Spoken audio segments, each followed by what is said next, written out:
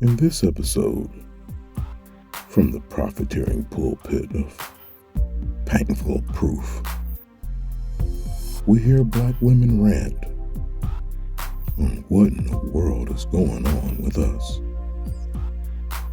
In 1960, we were together, but by 2019, we are missing. Let's hear the rant. Why do you hate black men so intensely? Were you programmed that way? Is this a learned behavior, such as nature or nurture? Is this something you learned along the way? Is it something deeply embedded in you? And lastly, how can I help you overcome that hate?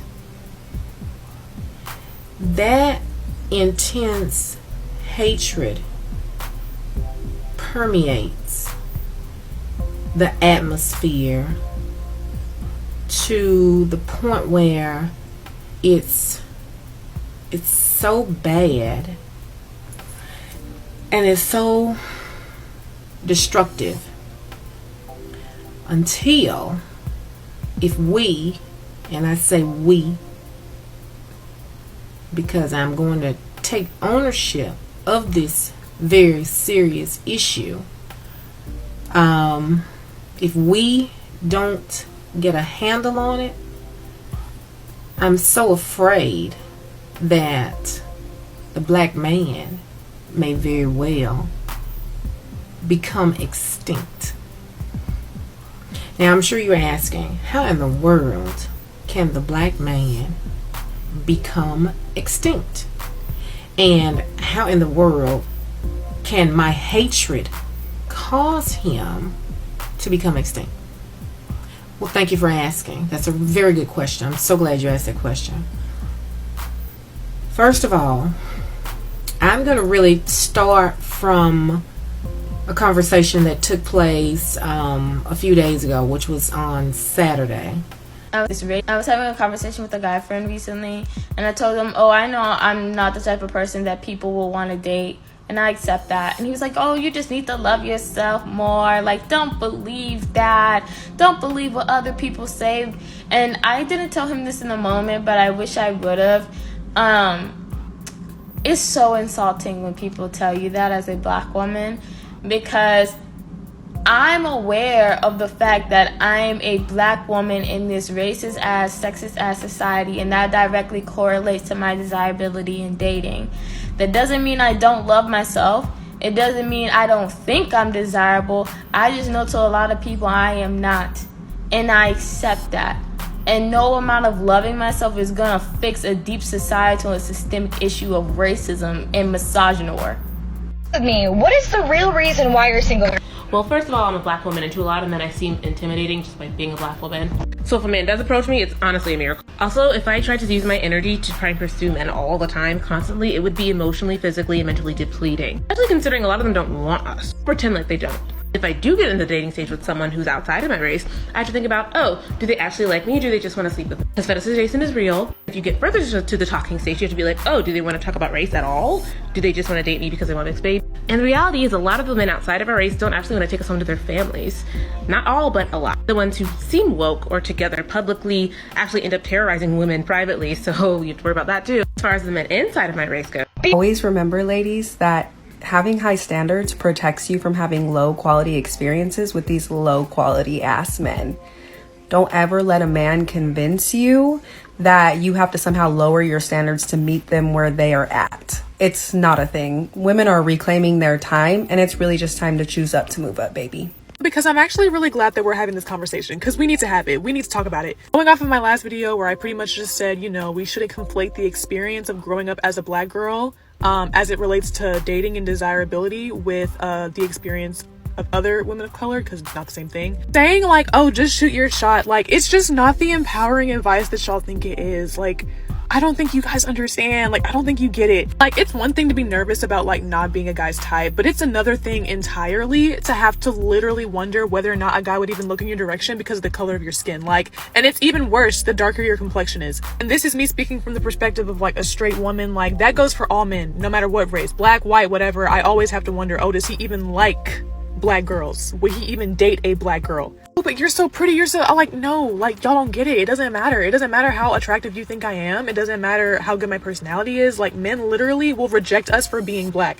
So I hear a lot of men asking, well, what do you bring to the table? And women are now so attractive and, making money and all these things. So we feel like, well, that automatically makes me a good catch. Look at me, I'm attractive and I make some money. Do you understand that even if you have a good paying job, a man will walk past your 6-figure making self and as attractive as you are and go to the muggly girl at Burger King because she knew how to be his piece and how to give him what he really was looking for? It doesn't matter what you make. Men don't care. When men ask you, what do you bring to the table? They're simply asking, do you know how to be my peace? Will you listen to me? Will you encourage me? Will you help me to pursue my dreams and to be a better man and a human being? Are you compassionate? Are you kind? Are you loving? Are you nurturing? Will you pray with me? Will you pray for me? I'm out here fighting the world. I don't want to come home and fight with you too. If I'm going to fight, I hope that you'll fight with me and fight for me. Are you going to be everything that I need? Because at the end of the day, what I'm really looking for is peace and stability. They will walk past everything if you're not that. A lot of black women who are not dating anymore. We quit dating. Now somebody tell me if I'm crazy, because I'm a married woman and I know that some married women tend to be very detached from the very present and legitimate realities and issues that black women face in the dating scene. But I tend to try to keep that conversation open when it comes to my single friends, which most of them are single. So somebody tell me if I am off on this. Every one of my friends want to be married.